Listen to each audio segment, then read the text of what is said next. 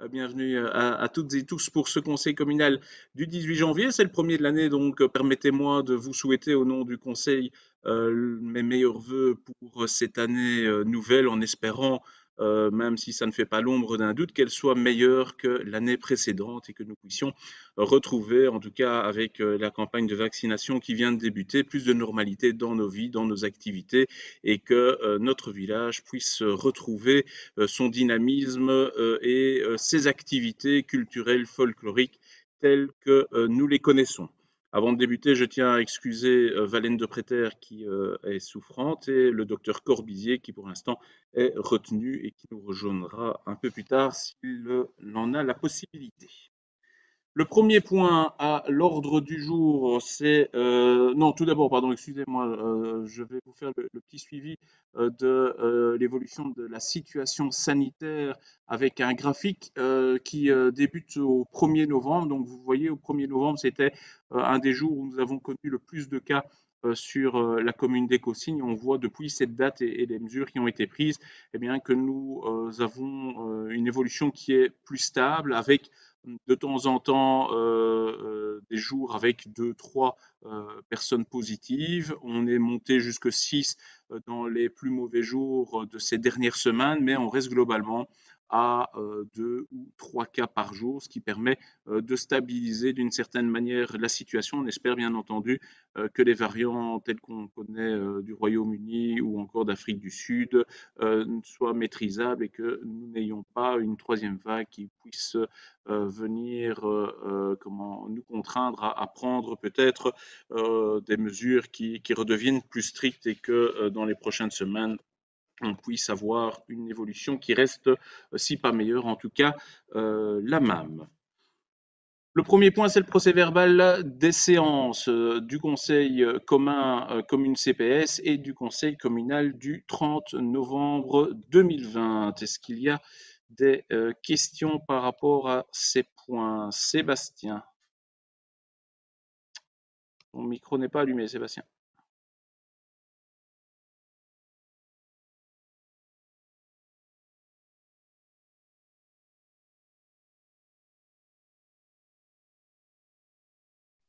Voilà, vous m'entendez? Oui.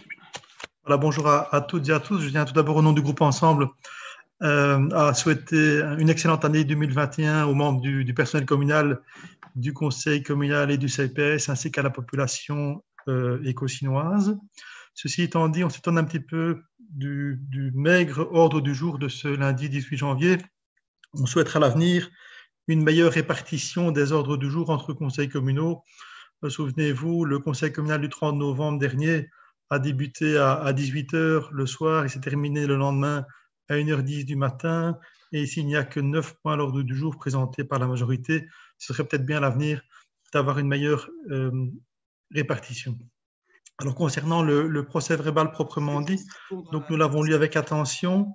Et pour le point 56 à l'ordre du jour, qui est une interpellation citoyenne au conseil communal, le compte-rendu de cette interpellation citoyenne commence en page 108 par la retranscription de l'interpellation de M. Thierry Allard de Moustier.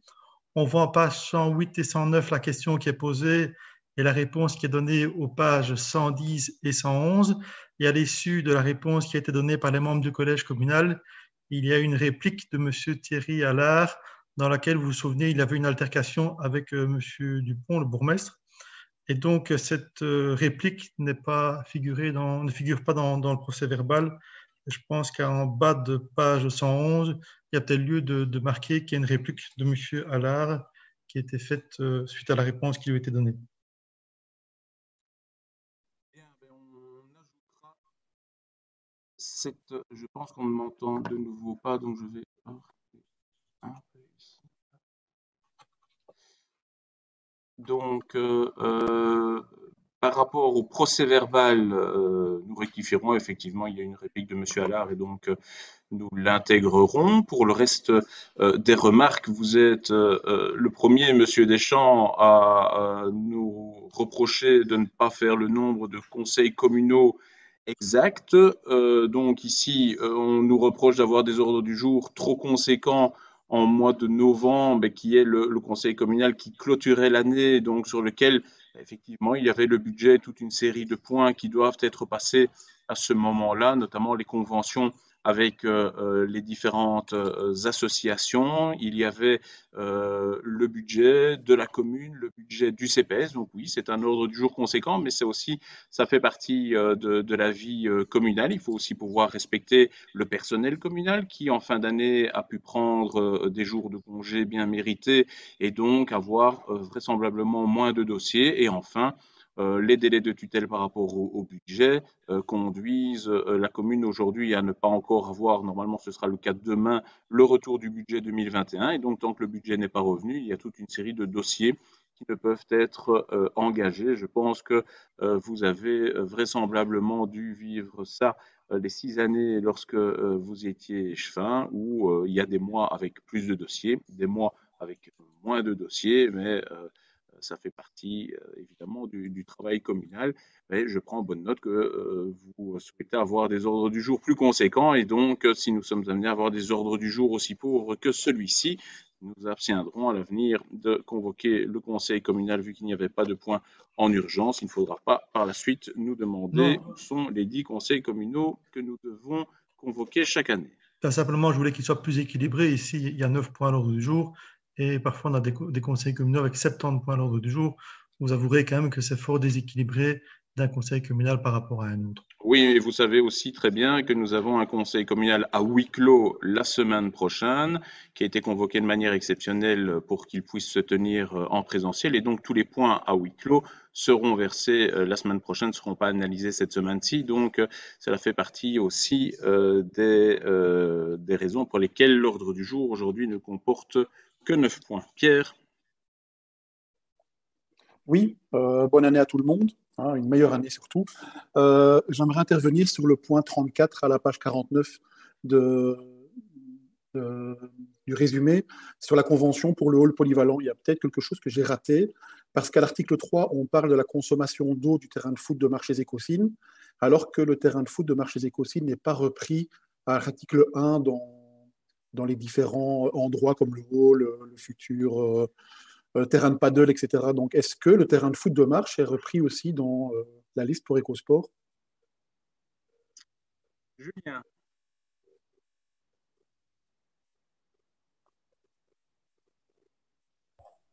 Ah, voilà. Non, ça doit être une coquille. On a voulu l'intégrer à un moment donné, on l'a retiré. Et donc, voilà, à mon avis, j'ai pas fait attention. On a dû laisser cette partie-là, mais on l'enlèvera là. Ok, merci. Merci. Moyennant ces deux rectifications, est-ce que je peux avoir votre vote par rapport à l'approbation de ces procès-verbaux, pardon.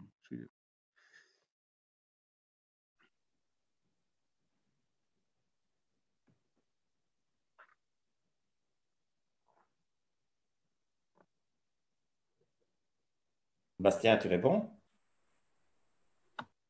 Tu dois mettre V, Bernard. Alors, il me manque encore le vote de Julie, de Nathalie et de Jean-Philippe. Oui.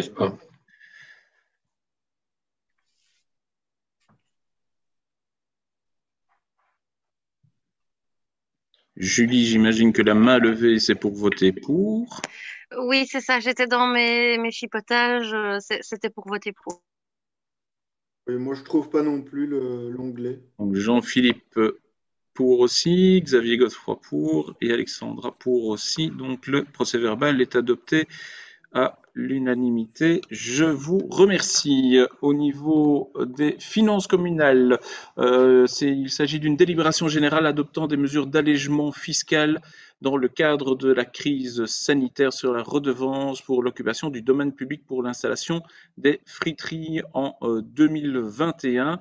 Il s'agit pour l'instant de la seule possibilité qui nous est offerte par la région wallonne. Si d'autres arrivent dans le futur, comme nous l'avons fait l'année dernière pour la taxe sur la force motrice pour les établissements Horeca notamment, et pour la taxe sur les campings, bien entendu, nous l'inscrirons à l'ordre du jour du conseil communal. Sébastien.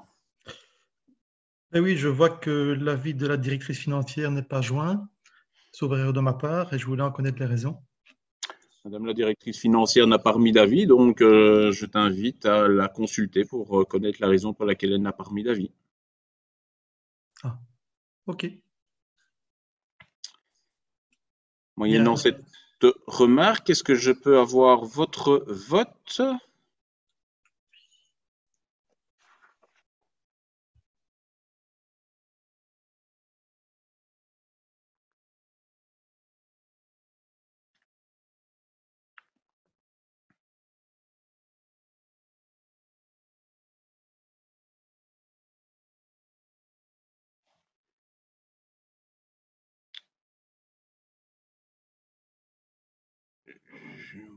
Oui.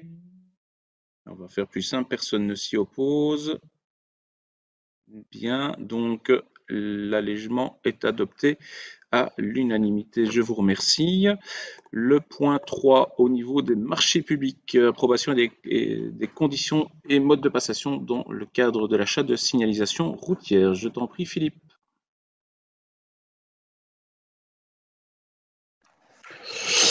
Bonsoir à tous et à mon tour, je vous présente mes meilleurs voeux pour cette année nouvelle et surtout beaucoup de courage et encore de patience vu les événements. Voilà, donc premier marché, je dirais, stock que nous réalisons de l'année, c'est celui de la signalisation routière. Donc c'est un marché habituel de 25 000 € pour l'achat de panneaux routiers et leurs poteaux, la signalisation mobile en lot 2 et tous les accessoires dits de sécurité de voirie. Donc vous allez retrouver ici aussi bien les barrières, les balises, les potelets de sécurité que nous mettons aux abords des carrefours, aux abords des routes. Voilà, c'est un marché habituel. Vous avez des questions? Non? À l'unanimité? Oui? Merci beaucoup. Le point 4 au niveau de la police de la circulation routière, c'est un règlement complémentaire de circulation pour les aménagements Ravel à la rue des Barouges. Je t'en prie, Philippe. Merci Xavier. Donc on est effectivement à la rue des Barouges entre, je dirais, les deux portions de chemins de halage régionaux qui existent et sur lesquels il manque une portion qui est communale et sur lesquelles nous voudrions, afin de permettre une bonne circulation et sécurisée pour les usagers faibles, limiter la circulation aux différents usagers que sont les piétons, cyclistes, cavaliers et évidemment les véhicules agricoles qui ont besoin d'emprunter cette voirie sur cette portion pour les champs. Nous placerons donc simplement deux panneaux, un en entrée et un en fin pour signaler cet élément. Ça a été validé par la police Hauts-de-Seine et par le SPW. Est-ce qu'il y a des questions? Non? Est-ce qu'on peut considérer que c'est OK à l'unanimité? Merci. Le point 5, police de la circulation routière, toujours un règlement complémentaire pour l'implantation d'une place PMR et le retrait d'une autre. Je t'en prie, Philippe.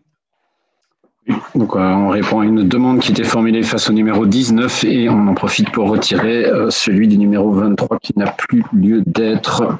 Voilà, on placera donc ce panneau que vous voyez à l'écran interdisant le stationnement sur 6 mètres. Est-ce qu'il y a des questions? Non, à l'unanimité. Merci. Le point suivant, c'est le point 6, règlement complémentaire aussi pour l'implantation d'une place PMR à la rue des Stations 39. Même chose, pas d'autres commentaires. Il y a des questions? Non, à l'unanimité?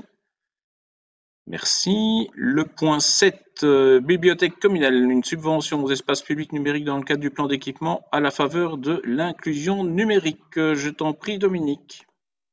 Merci Xavier. Je présente aussi mes meilleurs voeux à l'ensemble de la population et de nos services et une année plus lumineuse à tous les niveaux.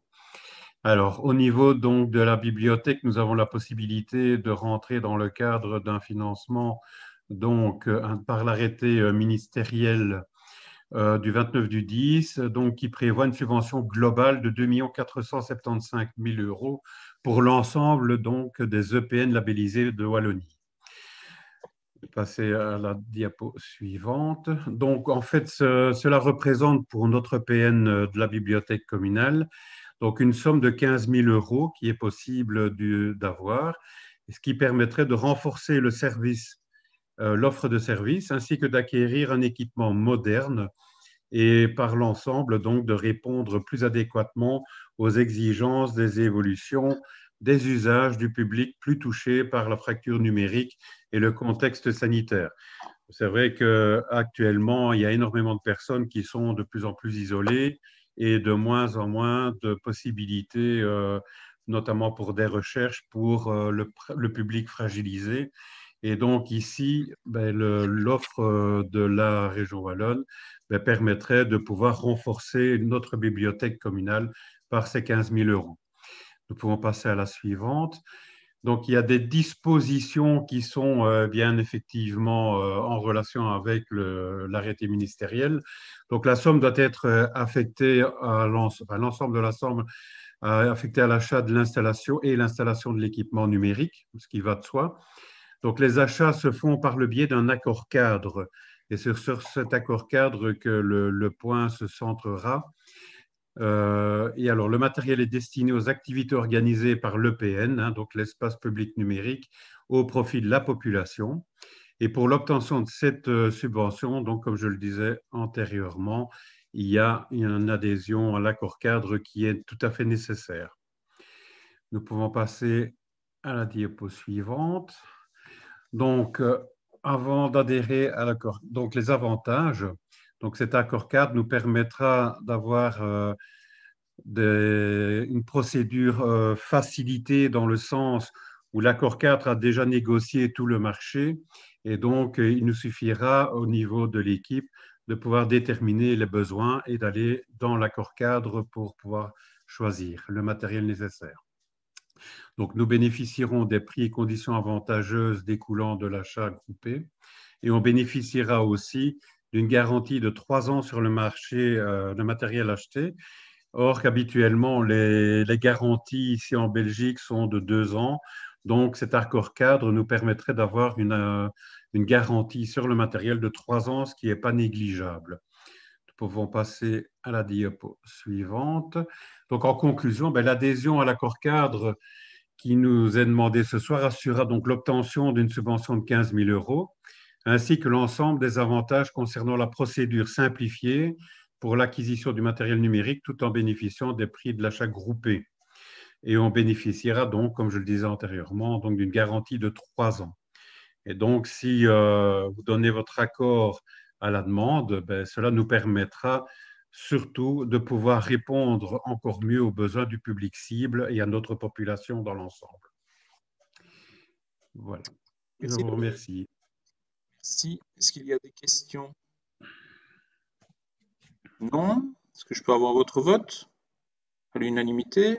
Je vous remercie. Je me permets juste de revenir sur le point 2 pour signaler que l'avis de Madame la directrice financière était bien joint dans le logiciel de gestion des délibérations. Donc, voilà, les avis positifs de Madame la directrice financière étaient bien présents. Le point 8, au niveau de l'enseignement, il s'agit de la lettre de mission de Madame Sarah Van de Vandel comme directrice stagiaire à l'école de Marche-les-Écosines. Il s'agit d'un modèle type du Conseil de l'enseignement des communes et des provinces, auquel nous avons bien entendu ajouté les spécificités de notre commune. Est-ce qu'il y a des questions? Non? Je peux avoir votre vote à l'unanimité? Je vous remercie. Et donc, le dernier point qui est inscrit à l'ordre du jour, c'est la représentation de la commune au sein de la commission paritaire locale. Donc, c'est l'organe de concertation pour l'enseignement, où il convient de remplacer un membre effectif. Et donc, le vote ayant trait à une personne, nous vous demandons de pouvoir communiquer votre vote par retour du mail de convocation de ce conseil communal. Et donc, d'indiquer, comme on le fait habituellement pour le huis clos, si vous êtes d'accord ou non avec la proposition pour demain avant midi, s'il vous plaît. Alors, Bernard, oui. Oui, non, juste pour savoir pourquoi on ne l'a pas intégré au huis clos pour avoir un vote global sur tous ces sujets-là.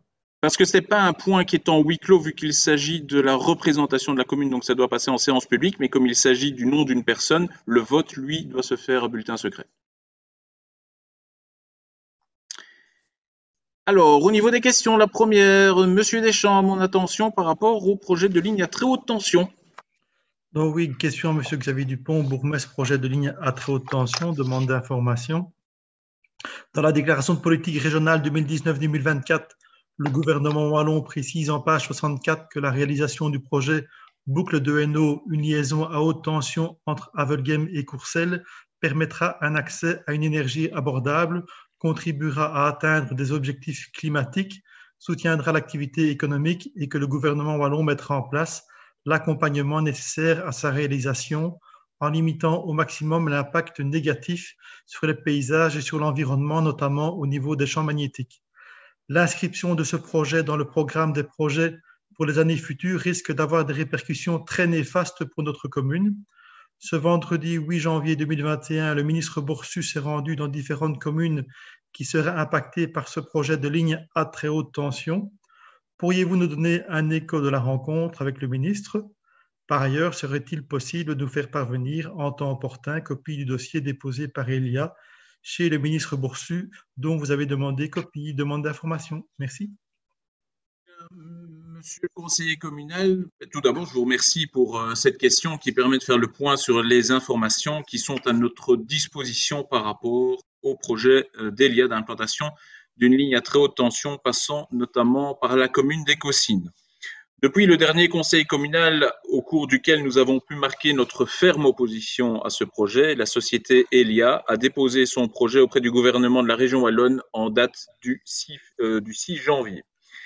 Le 18 décembre 2020, les bourgmestres des 14 communes impactées par le projet de tracé ont mis en place une commission des bourgmestres avec l'appui des deux agences de développement territorial que sont IDEA et IDETA.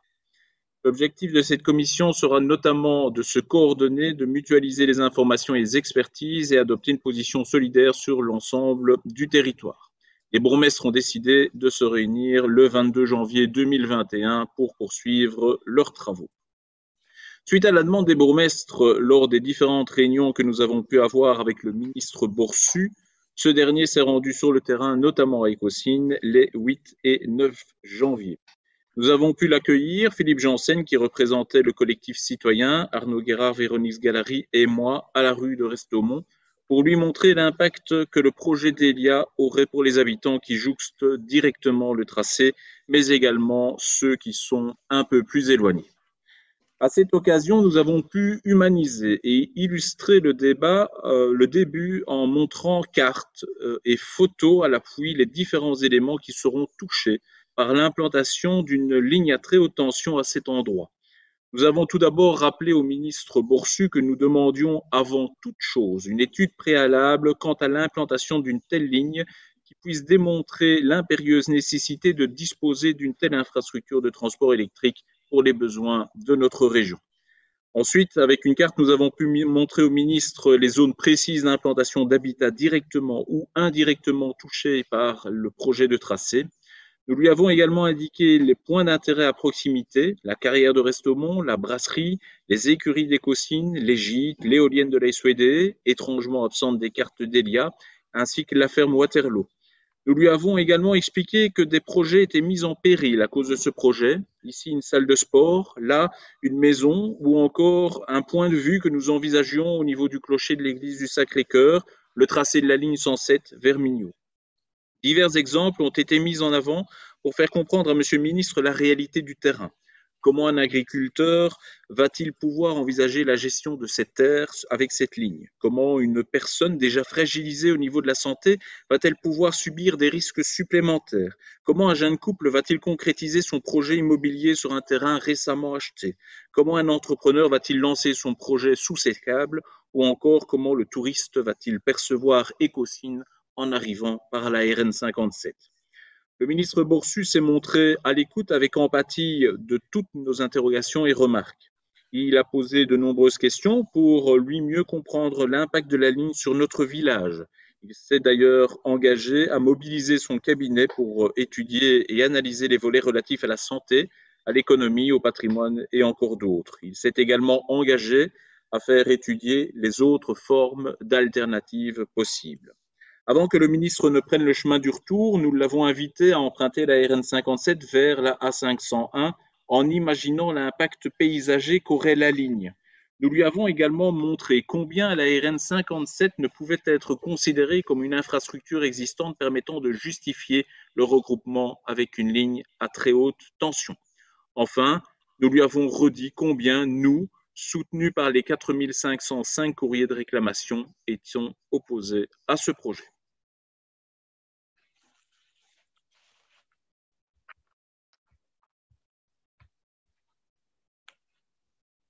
Oui, Sébastien? Oui, donc si je peux répliquer, merci en tout cas pour cette réponse.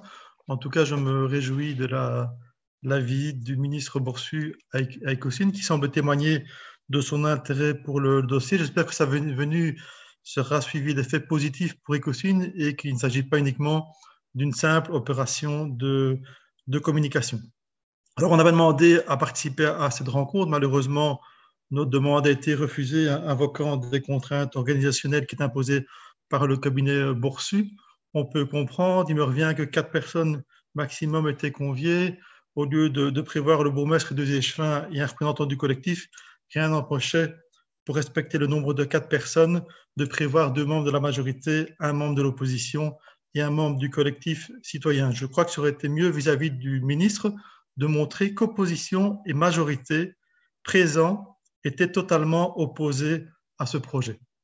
Alors, je dois vous avouer que j'ai un peu de mal à comprendre, à suivre, notamment la prise de position de la mouvance écolo dans le cadre de ce dossier. La ministre fédérale écolo, Tine van der Straat, a déclaré dans un courrier adressé au ministre Borsu que ce projet de boucle du Hainaut est un projet essentiel. En témoigne d'ailleurs l'article qui est paru dans la dernière heure de ce 13 janvier 2021 à ce sujet. Le ministre écolo Henry va également dans le même sens. On voit donc que les ministres écolo verts sont clairement favorables à ce projet de boucle du Hainaut. Je pense que c'est facile localement de dire qu'on est opposé au projet pour faire plaisir à ses électeurs, alors que les ministres de la mouvance écolo, ils sont clairement très favorables. Voilà ce que j'avais à vous dire. Je pense qu'il ne faut pas mélanger la politique fédérale, la politique régionale et la politique communale au sein d'un même parti. Je pense que c'est le propre de tous les partis. Il peut y avoir des tendances différentes qui sont exprimées suivant les niveaux de pouvoir. En tout cas, je peux vous assurer qu'au niveau de la majorité écosinoise, le groupe écolo s'est toujours opposé à ce projet de ligne à très haute tension. Ils y travaillent d'ailleurs de manière très claire et très ferme dans ce sens. S'il le souhaite, Arnaud peut également réagir vu qu'il est indirectement attaqué par rapport à ce point. Mais je peux vous assurer qu'au niveau de la commune d'Ecosyn, le message il est très clair, c'est non, nous ne souhaitons pas de ce projet. Je pense qu'au lieu de tenter de mettre le discrédit sur un parti politique et sur des échevins, voire des conseillers communaux au niveau de la commune d'Ecosyn qui essayent de se battre contre ce projet, il serait plus profitable pour tous les Écosynois de nous montrer unis.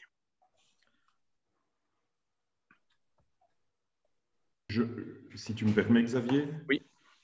Oui, mais voilà, donc c'est exactement ça. Je vais me joindre exactement au dernier propos que tu as tenu. Au-delà d'une couleur politique, voilà, nous avons toujours fait front au niveau de la majorité écosinoise pour défendre une position unie dans l'intérêt des habitants. Et donc, voilà, je ne vais pas rentrer dans ces petits jeux qui visent à renvoyer la balle vers l'un ou l'autre. Des déclarations de ce que j'ai pu voir de la ministre Groen, Tine van der Straten, je vois elle indique qu'un renforcement du réseau est souhaitable. Ça ne veut pas dire qu'il faut donner un blanc-seing à Elia. Je pense qu'il y a de nombreuses choses qui sont encore en discussion. Est-ce que une ligne est justifiée? Est-ce que c'est cette puissance qu'il nous faut? Est-ce que c'est des options aériennes telles que préconisées par Elia qui sont acceptables? Et donc, ne résumons pas ce dossier tellement important pour toute une série de personnes, les habitants, les indépendants, les agriculteurs, à des querelles politiques. Nous n'avons rien à gagner à jouer ce jeu-là. Restons concentrés sur le dossier pour l'intérêt des Écosinois. Simplement, Arnaud, si je peux répondre, j'ai lu après ce matin et je voyais que tu étais totalement opposé à la position du ministre Boursu par rapport à ce projet de ligne à haute tension. Je trouve que ce serait également intéressant d'interpeller ton président de parti et également les autorités de ton parti qui sont quand même membres du gouvernement wallon et qui ont inscrit ce projet dans la déclaration de politique régionale pour les années 2019 à 2024. Je crois que c'est également important de les interpeller.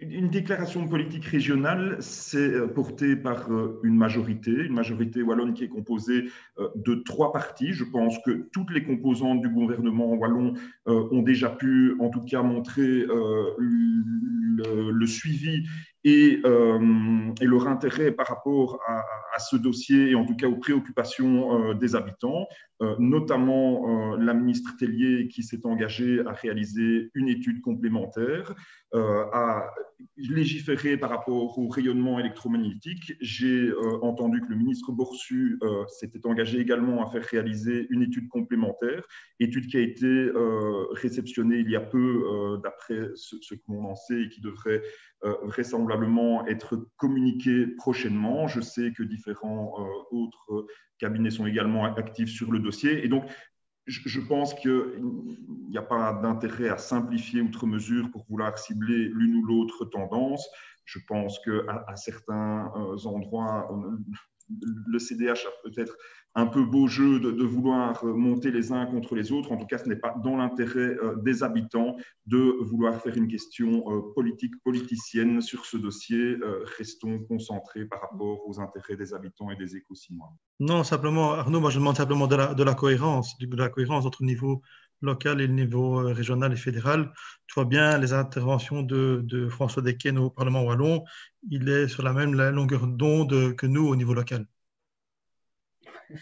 C'est un peu facile. Hein. Elle est quand même un peu facile. Évidemment, il est plus aisé quand le parti se retrouve dans l'opposition à tous les niveaux de pouvoir de s'opposer à quoi que ce soit et à dire qu'il est le seul à vraiment s'y opposer. Moi, je peux vous assurer qu'au niveau communal, tout le monde, et je tiens vraiment à dire tout le monde, donc je ne mets pas quelqu'un en porte-à-faux vis-à-vis d'un autre, mais tout le monde s'est opposé de manière ferme. Je pense que on espère travailler vraiment main dans la main sur le dossier. Je le redis, on l'a fait, on a réussi à travailler de concert pour avoir une délibération contre le projet. S'il vous plaît, continuons à travailler comme ça. Le dossier, il sera de très longue haleine. Il faut que l'ensemble des acteurs politiques de la commune des Gaussines puissent travailler dans le même sens, sinon ils auront beau jeu de pouvoir utiliser ce problème pour tirer avantage et essayer d'en tirer évidemment profit. Véronique, tu voulais intervenir, je pense. Oui, tout à fait. Donc, je voulais dire que quand on a eu la réunion avec Willy Boursu, avec le ministre, on a parlé au nom de tous les citoyens. Donc ça, c'est vraiment hyper important. On parle pour tout le monde, ceux qui sont concernés en ligne directe et pour ceux qui habitent de l'autre côté du village. Je pense que l'impact est pour tous les citoyens. Et à plusieurs reprises, j'avais demandé à monsieur le ministre Boursu de venir sur Écosines. Et par les mesures Covid, il avait tout le temps reporté. Donc, ce fut une grande joie de l'avoir, comme vous aviez dit, à notre écoute pendant tout ce dialogue. Donc, voilà. Donc, on est bien conscient que c'est un impact très négatif, mais c'est comme David disait, c'est un peu facile pour le CDH quand on est dans l'opposition de dire que tout est beau, tout est violette et que c'est très facile, on claque les doigts. Tu sais très bien que si je pouvais claquer des doigts et demander à M. Boursu d'arrêter le projet, ben je le ferais. Donc tu sais très bien qu'on n'a pas, nous, à notre échelon, le pouvoir de faire changer cette décision. Donc on est là pour les citoyens, on part de la base et on continuera notre combat. Simplement, ce que je demande, c'est que chacun, dans ses familles politiques respectives, interpelle leur ministre de tutelle pour faire en sorte que ce projet ne voit pas le jour. C'est ça l'objet de mon intervention. Mais c'est ce qu'on fait, Mais c'est à eux la décision.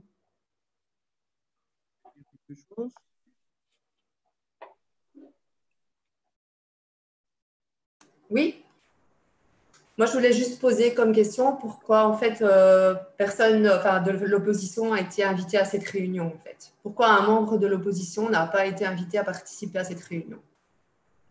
simplement parce que le cabinet du ministre nous a demandé de limiter à 4 le nombre de participants à la réunion. Et donc, il y a trois membres du collège, pardon, dans l'exécutif qui sont directement touchés, l'échevin de l'aménagement du territoire, de l'environnement, l'échevin qui a dans ses compétences l'agriculture, la santé.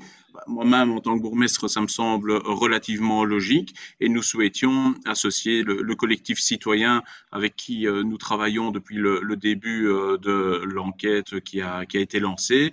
Et donc, c'est ainsi que s'est fait la composition de la délégation. Et je pense que dans beaucoup de communes, c'est comme ça que cela s'est fait. Philippe. Rassurer tout le monde quant à la présence ou non d'un délégué d'un parti. Je rappelle quand même que le ministre a fait le tour de l'ensemble des communes impactées et donc dans la région du centre, l'ensemble des membres de la communauté urbaine du centre, donc députés, bourgmestres présents de toutes les communes, ont adopté une position commune et ont évidemment défendu un communiqué de presse commun dont le CDH faisait partie. Donc ça montre bien cette volonté de vouloir travailler dans l'intérêt des Écossinois, l'intérêt de tous les villages traversés et communes traversées par ce projet. Voilà, donc c'est ça l'essentiel. Simplement, on a un peu l'impression qu'on a l'unité, c'est un petit peu quand ça arrange. Pour la motion, on a voté unanimement pour cette motion, et pour la visite, on n'a pas besoin de nous, quoi. C'est un petit peu ainsi qu'on le prend. À l'avenir, j'espère qu'on sera associés dans ce genre de réunion. À l'avenir, nous espérons vraiment que tout le monde travaille en commun sur le dossier et pousse dans la même voie à quelque niveau que ce soit. Et ce n'est pas juste la réunion ici qui peut illustrer quoi que ce soit. Je compte bien, Sébastien, que tu travailles dans le même sens et pas essayer de faire croire que tu es mis de côté. Ça, c'est quelque chose qui est vraiment important pour nous également. Si on s'engage à aller dans une même voie, qu'on veut travailler de concert les uns avec les autres, les 21 conseillers communaux, c'est tout le temps que ça doit se faire et pas uniquement quand ça t'arrange et pour la façade que tu souhaites présenter. Mais dans le cadre de ce projet, vous êtes quand même bien conscient qu'on travaille en tandem avec le député des Ken de Soigny, qui n'arrête pas d'interpeller quasiment toutes les semaines le gouvernement wallon sur le sujet. Comme le fait M. Devin et comme le font d'autres députés également lors de mêmes commissions ou plénières du Il n'est pas le seul, bien évidemment, mais bon, je crois qu'il s'investit également beaucoup. Voilà. Bien. Je vous propose de passer à la question suivante, qui était posée par Valène, mais étant donné son absence, je propose de la reporter au mois prochain. Je propose peut-être de la poser à sa place. Tu le veux. Donc voilà, question à M. Xavier Dupont, bourgmestre, collecte des déchets à Écossines. Les problèmes de collecte des déchets à Écossines sont fréquents ces dernières années. Lors des bons vœux pour 2019, soit il y a 2 ans, vous annonciez parmi vos bonnes résolutions que vous vouliez régler ce problème récurrent de collecte avec l'intercommunal de gestion des déchets. Chaque semaine ou presque, il y a des soucis et c'est devenu un sujet de conversation à Écossines. 2 ans plus tard, force est de constater que ce problème n'est toujours pas réglé. Pourriez-vous nous préciser les démarches que vous allez réaliser en vue d'améliorer les collectes sur l'entité comme vous vous y êtes engagé publiquement?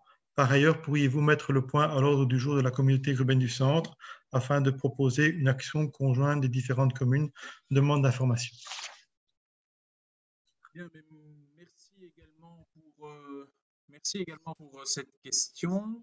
Je tiens tout d'abord à saluer l'arrivée du docteur Corbizier. Bienvenue, docteur, et mes meilleurs voeux pour cette année 2021. Merci beaucoup et excusez-moi pour le retard. Donc, par rapport à la problématique de la collecte des déchets, nous connaissons malheureusement, et comme d'autres communes couvertes par IGA, de nombreux problèmes lors des collectes hebdomadaires. Néanmoins, nous n'avons de cesse à trouver des solutions aux problèmes qui sont constatés. À l'été 2014, lorsqu'il a rapidement été constaté que les poubelles organiques développaient des asticots lors des périodes de forte chaleur, par exemple, nous avons conclu un accord avec l'intercommunal pour que les poubelles organiques soient collectées toutes les semaines à la place de toutes les 2 semaines comme ça avait été initialement prévu. Lorsque nous avons constaté que l'intercommunal n'arrivait pas à collecter l'ensemble des conteneurs pour la commune d'Écossynes, nous avons obtenu la scission en 2 zones pour éviter les soucis au niveau de la collecte de ces conteneurs. Nous tenons régulièrement des réunions avec les responsables de l'intercommunal pour leur faire remonter les problèmes que nous rencontrons. Ces derniers mois, ces réunions étaient quasi hebdomadaires.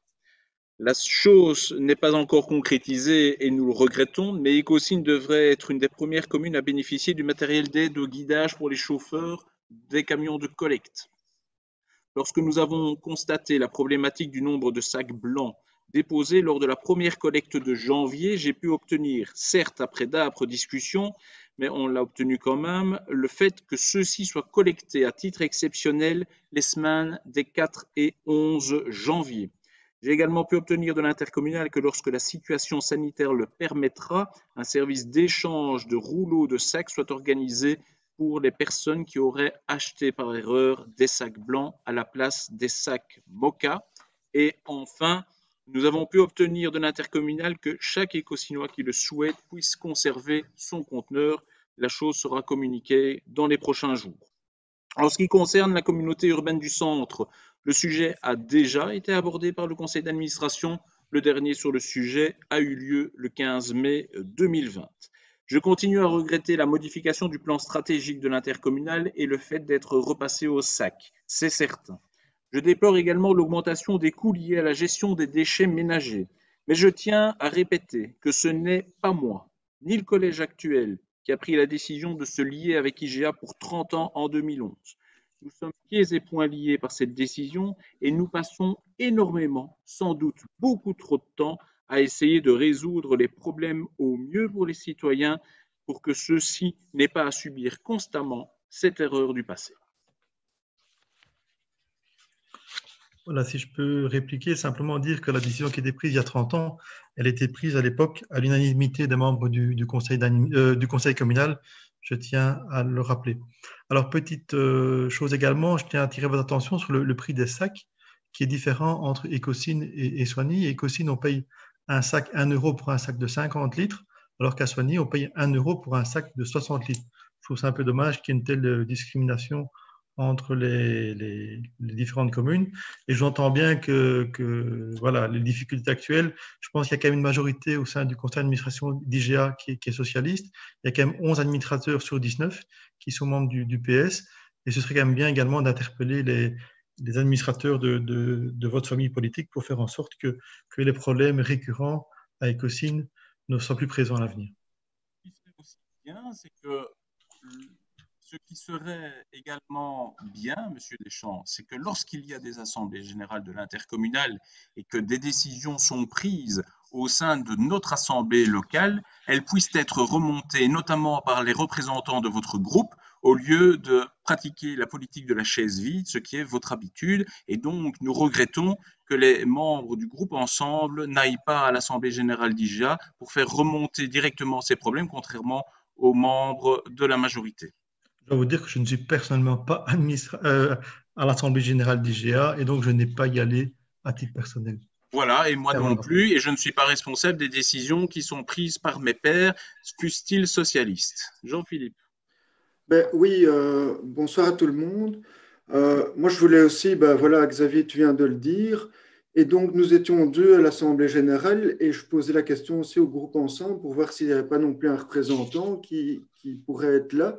En tout cas, à la dernière Assemblée générale, la dynamique était un peu différente et je pense que mon intervention et celle de Véronique ont été bien entendues et on a vraiment défendu Écossynes. Donc, on parlait tout à l'heure d'être unanime sur certains dossiers. Celui-là, il faut l'être aussi, je pense. Et donc, il faudrait vraiment être en force pour la prochaine Assemblée générale pour vraiment appuyer les demandes de la commune d'Écossynes et des citoyens. Vous savez, comme c'est que ce n'est pas l'Assemblée générale que ça se décide, hein, c'est bien clair. Oui, ça ne se décide pas, tout ne se décide pas, mais faire remonter les informations, ils l'ont bien dit à l'Assemblée générale, est important. Donc, que ce soit les doléances des citoyens ou ou à l'Assemblée générale, c'est important de donner sa voix quand on peut la donner. Mais il suffit simplement qu'ils regardent les réseaux sociaux, ils verront qu'il y a plein de problèmes. Il y a la collecte des déchets Ecocine. Oui, ça ne suffit pas. Il faut faire remonter les informations. Ou les médias locaux. Hein. C'est un peu facile, Monsieur Deschamps, de justifier l'absence de votre groupe en disant que ce n'est pas là que ça peut se discuter. Alors on ne va plus dans aucune instance, on ne fait plus rien et on laisse les choses courir. Vous avez des représentants et c'est le lieu pour aller dire les choses de manière tout à fait sereine et constructive auprès des représentants de l'intercommunal plutôt que d'essayer de remballer la patate chaude à d'autres en disant que vous n'êtes responsable de rien. Mais effectivement, si vous n'y allez pas, si vos représentants n'y vont pas, ça ne va pas améliorer la situation. Moi, je tiens à saluer Jean-Philippe et Véronique qui sont allés à cette assemblée générale pour porter le vote négatif de la commune d'Écosine. Il n'y a quand même pas beaucoup de communes qui s'opposent à ce genre de choses. Ils ont eu le courage d'y aller et je pense que ça doit être souligné, que si tout le monde va dans le même sens, ici encore, on peut arriver à quelque chose, tandis que si chacun va de son côté, évidemment, on n'avancera pas. Je dois quand même vous dire que la personne qui n'était pas présente à la dernière réunion, elle avait un examen scolaire. Malheureusement, à cette heure-là, elle n'a pas pu être présente. Et je dois également vous dire qu'on a déjà fait part de toutes nos doléances au directeur d'IGA au conseil communal. On a d'ailleurs demandé qu'il vienne s'expliquer au conseil communal. On avait fait nos remarques à l'époque au conseil communal et malgré ça, il n'y a rien qui change. Alors, à l'Assemblée générale, vous pensez bien que ce n'est pas en allant à une réunion de l'Assemblée générale que tout va changer. Moi, je redis ce que j'ai dit tout à l'heure. La dynamique de l'Assemblée générale a changé. Monsieur Di Antonio est intervenu également pour sa commune et d'autres membres, alors que d'habitude, à l'Assemblée générale, il n'y a pas grand-chose qui se dit. Et là, il y a des choses qui se sont dites. Donc, je pense qu'il y a une dynamique qui est occupée de changer et il faut faire prendre conscience à IGA qu'il y a des choses à améliorer. Et c'est là aussi qu'on peut le faire. Ça, moi, voilà.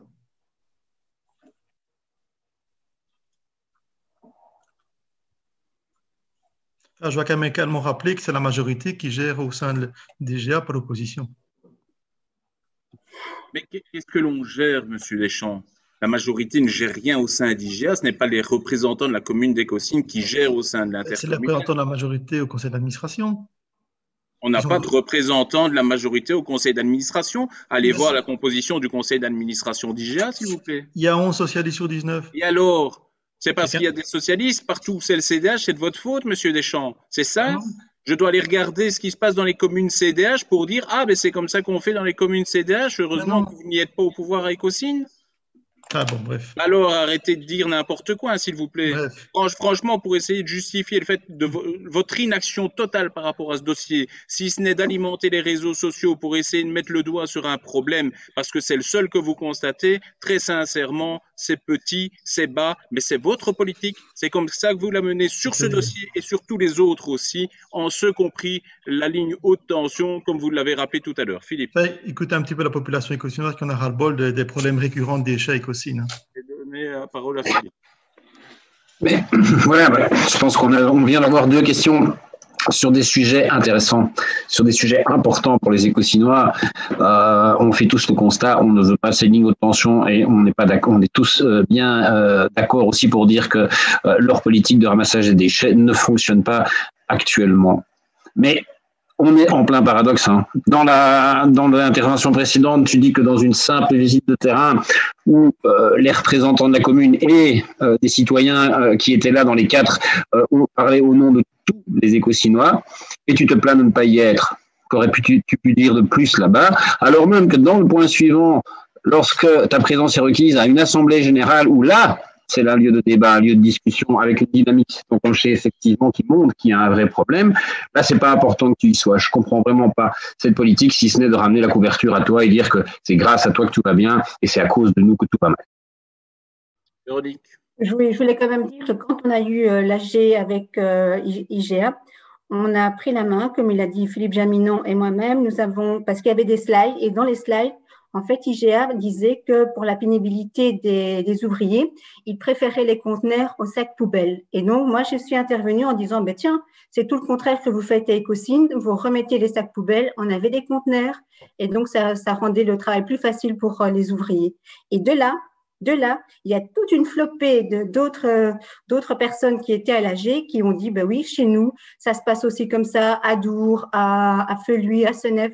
Et donc, tout le monde était bien cohérent. Mais c'est vrai que quand on a une AG, on est face à face avec la personne. Et quand on veut dire quelque chose, c'est beaucoup plus facile que de faire un blabla dans un journal et se tirer encore une fois. On sait que c'est un souci, Sébastien. On sait que les poubelles, c'est un souci. Tu veux que je prenne la camion, que je fasse le tour des cousines tous les lundis? Ben moi, je n'ai pas de souci avec ça.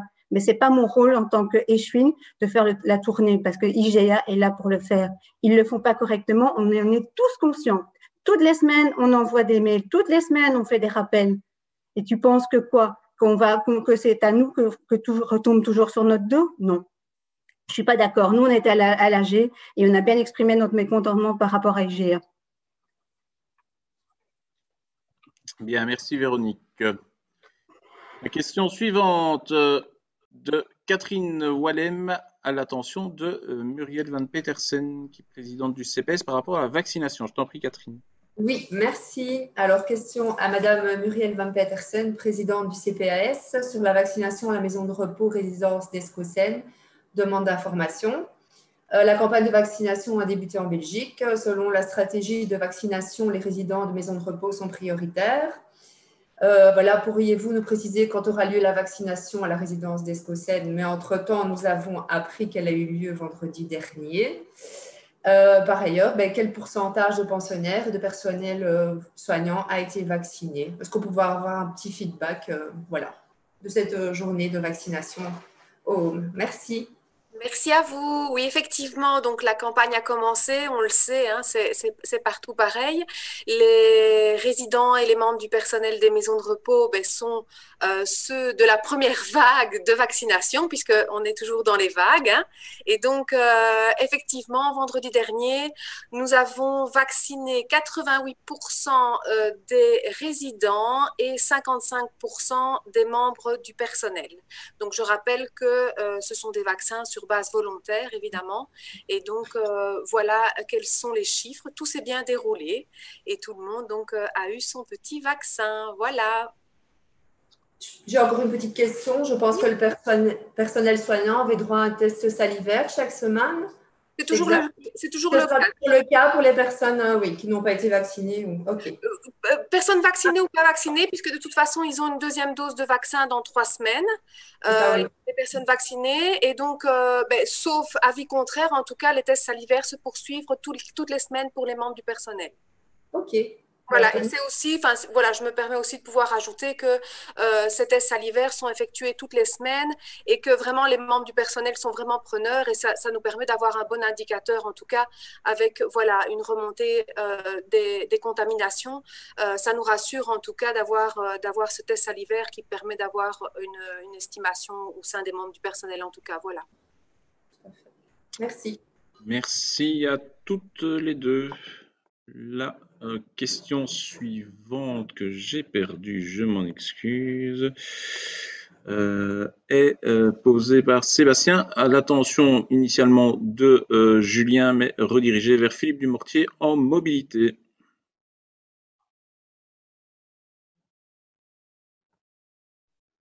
Oui, voilà, donc j'avais posé la question à Julien Asleus, échevin de la jeunesse, mais de les diriger à l'échevin de la mobilité. Donc, figurine du Conseil communal des enfants, demande d'information. L'Institut VIAS a publié son rapport annuel relatif à l'évolution du nombre d'accidents et de victimes dans les communes de la région du Centre. Au regard du tableau transmis, on peut se rendre compte de la légère augmentation du nombre d'accidents, plus 10% sur le territoire d'Écosine par rapport à 2015, et de la recrudescence du nombre de victimes décès plus blessés de 25% par rapport à 2015. Outre les aménagements réalisés visant à ralentir les usages de la route, le travail répressif de la zone de police, etc., un travail de prévention peut être réalisé. Le Conseil communal des enfants avait décidé d'installer toute une série de figurines au bord des routes visant à sensibiliser les automobilistes à la nécessité de lever le pied. À ce jour, ces figurines ont disparu du paysage écosinois. Pourriez-vous nous en expliquer les raisons? Quel avait été le coût de ces aménagements? Envisagez-vous d'installer pareille structure à l'avenir? Demande d'information. Merci. Philippe?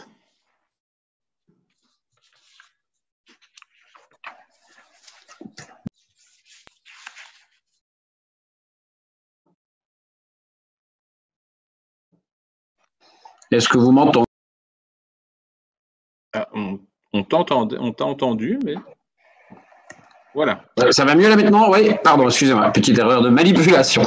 Voilà, merci Sébastien pour ta question. Donc, effectivement, si on constate l'évolution des chiffres, on voit que le nombre d'accidents Ecocine, on parle bien d'accidents avec victimes, hein, donc victimes blessées ou décès. À Ecocine, on a 23 accidents en moyenne par année. Ça veut dire que on a une évolution en dents de scie. Donc, on évolue toujours entre 20 et 26 accidents sur les 5 dernières années. Cette augmentation, donc, c'est une tendance de 10%, mais si on compare brut, 2015, on avait 20 accidents.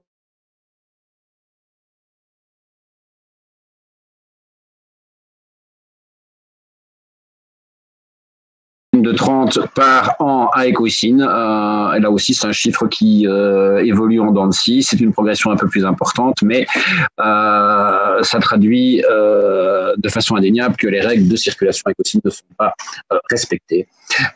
Et en tout cas, de moins en moins respectées.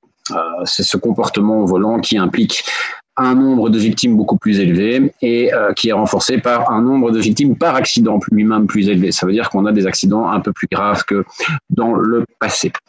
Malgré les aménagements de sécurité qu'on crée année après année, les chiffres sont certes loin d'être satisfaisants, mais il y a lieu maintenant de constater quand même qu'il y a une amorce de descente entre 2019 et 2020, qui n'est pas repris dans cet article.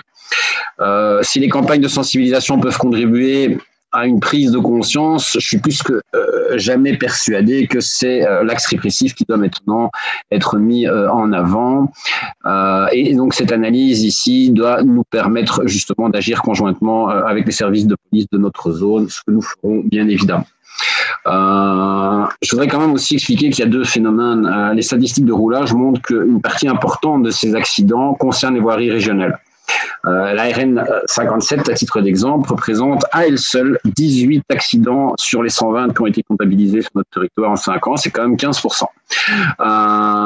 Et les accidents mortels qui sont survenus ont eu lieu sur des axes périphériques d'Ecocine, chaussée de la Résistance et route Baccarat. C'est les deux seuls décès. On constate in fine que les voiries régionales, donc les axes pénétrants de notre commune, totalisent en tout 33 accidents sur 120, donc c'est quand même 28% de nos accidents, près d'un tiers. Il n'en reste pas moins que donc, des zones relevant de la commune ont été repérées comme accidentogènes. Ce sont des voiries qui devront faire l'objet d'une étude prioritaire. C'est ce que nous allons faire, bien évidemment. Je prends comme exemple la rue de Nivelles. 9 accidents avec victimes en 5 ans. C'est 8% du total de nos accidents, mais avec, là aussi, une diminution constatée depuis les aménagements qui ont été réalisés, preuve qu'on va dans le bon sens. Les autres voiries, donc, concrètement, qui devront faire l'objet de notre attention pour des aménagements sécuritaires, pour des actions de sensibilisation, pour des contrôles de police plus fréquents, sont les rues de l'Afdel avec 7 accidents, Bel Air 6, rue de la Haye et Van der Velde avec 5 accidents chacun. On a également la rue Marie et les rues de la Folie qui comptent 4 accidents. Voilà, ça c'était pour être précis et concret pour les Écosinois.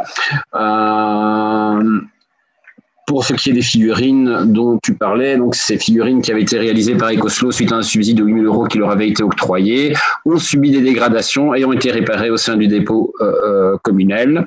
On avait par ailleurs constaté que ces figurines, là où elles avaient été positionnées à certains endroits, constituaient des entraves qui pouvaient être un obstacle pour les piétons. Et donc, on va les réutiliser à l'occasion des campagnes de sensibilisation, notamment aux abords d'écoles, en collaboration avec les quartiers et dans les endroits les plus accidentogènes dont je viens d'en rappeler la liste. On abordera cette problématique dans la commission mobilité et des actions seront déterminées. Nous en informerons, on en reparlera avec le conseil des enfants. Et donc, je peux te dire, Sébastien, les figurines seront de nouveau visibles, mais pas comme avant, de manière pérenne et à un endroit fixe pour une année. Voilà. Merci pour ta question. Merci Philippe. Sébastien?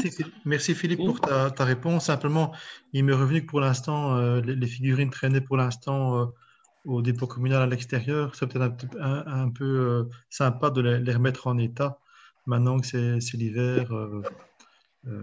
Voilà, les protéger au maximum, quoi, hein, pour les rendre en meilleur. Je l'ai dit, elles ont été réparées et leur vocation est d'être dehors. Donc, il n'y a pas de souci. Nous devons aussi stocker du matériel en fonction de leurs valeurs respectives et de nos priorités en hiver. Ok, merci Philippe. Merci. La question suivante de Bernard Rossignol à mon attention par rapport au patrimoine communal. Je t'en prie, Bernard. C'est une question qui concerne le presbytère Saint-Rémy. Et donc, désormais officiellement désactivé par l'évêché, le presbytère Saint-Rémy mérite une seconde vie. Dans un arrêté épiscopal datant du 10 janvier 2020, l'évêché de Tournai a confirmé au collège communal d'Écosine qu'il acceptait la désaffectation du presbytère de la paroisse Saint-Rémy, inoccupé depuis de longues années et parfois squatté et réalisé. Cette superbe bâtisse située haute rue à Écosine doit connaître une nouvelle vie sous l'égide de la commune propriétaire des lieux. Suivant la procédure en vigueur dans ce type de bien, l'évêché de Tournai a rapidement et officiellement accédé à cette requête, confirmée par le conseil communal du 16 décembre 2019. Rappelons que le retour complet de ce bien dans le giron communal a fait l'objet d'une promesse de compensation. Le collège s'est en effet engagé à rénover le presbytère Saint-Aldegonde afin de réaménager un logement pour prêtres à l'étage et des locaux paroissiaux au rez-de-chaussée. Pourriez-vous nous préciser où en sont les démarches en vue d'une destination future du presbytère Saint-Rémy? Durant l'été, la végétation à l'arrière du presbytère Saint-Rémy a été vraiment très luxuriante. Il y a lieu de prendre quelques mesures d'entretien qui s'imposent avant la réalisation dans ce bâtiment d'aménagement d'envergure. Avez-vous prévu un entretien? Où en sont les travaux de compensation prévus pour le presbytère Saint-Aldegonde? Demande d'information. Merci. Merci Bernard, ça me permet de donner quelques indications relatives au presbytère au pluriel, donc de Saint-Rémy et de Saint-Aldegonde. Alors à cette heure, le collège communal n'a pas encore envisagé de projet pour le devenir de cet édifice. Dans un premier temps, il conviendra d'évaluer la situation et les dégradations subies par le bâtiment. Il conviendra ensuite d'estimer les montants nécessaires afin de procéder à une remise en état du bâtiment. Celui-ci ne peut, à l'heure actuelle, bien entendu, accueillir qui que ce soit en son sein pour des raisons de sécurité. Concernant les travaux au sein du presbytère de Saint-Aldegonde, il a toujours été convenu, tant avec les fabriques d'église qu'avec l'évêché, que ceux-ci ne seraient envisagés que lorsque le bâtiment serait libre d'occupation, ce qui n'est pas le cas actuellement. Il est en effet impensable de demander à l'abbé Jousse de déménager et il est irréalisable de mener à bien des travaux qui sont bien nécessaires tant qu'il y a un occupant au sein de ce presbytère.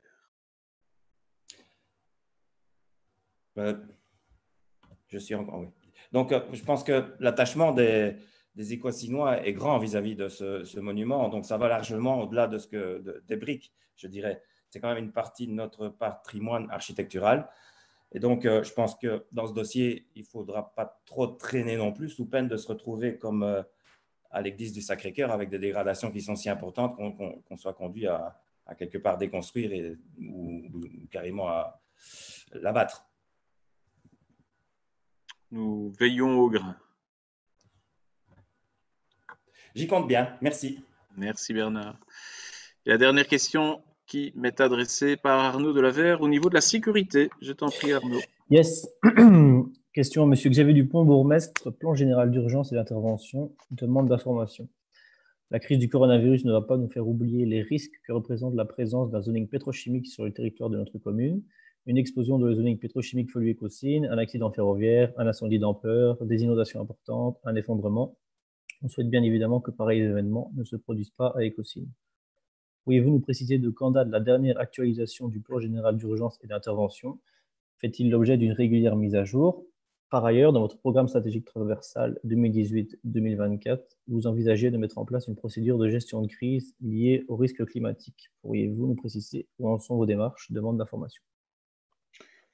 Merci Arnaud. Alors, la planification d'urgence consiste à anticiper les mesures, les procédures, les outils et les mécanismes de coordination à mettre en place lorsqu'une situation d'urgence survient. L'objectif étant de pouvoir mobiliser le plus rapidement et le plus efficacement possible les moyens humains et matériels nécessaires à la gestion de cette situation et protéger ainsi la population et les biens. L'approche des situations d'urgence par les autorités est décrite dans les plans d'urgence, que ce soit le plan général d'urgence et d'intervention dont il est question ici, mais également un plan particulier d'urgence et d'intervention et un plan monodisciplinaire. Aux différents niveaux de pouvoir existe bon nombre de plans d'urgence et dans le cadre de la planification et de la gestion de crise, il est en effet question d'une approche en phase. Selon l'importance de l'incident, les secours seront alors coordonnés au niveau communal, provincial ou national. Je tiens par exemple à préciser que toute la gestion du zoning industriel serait gérée par la province et son gouverneur, vu qu'il s'agit d'un site Céveso. Quels sont les objectifs?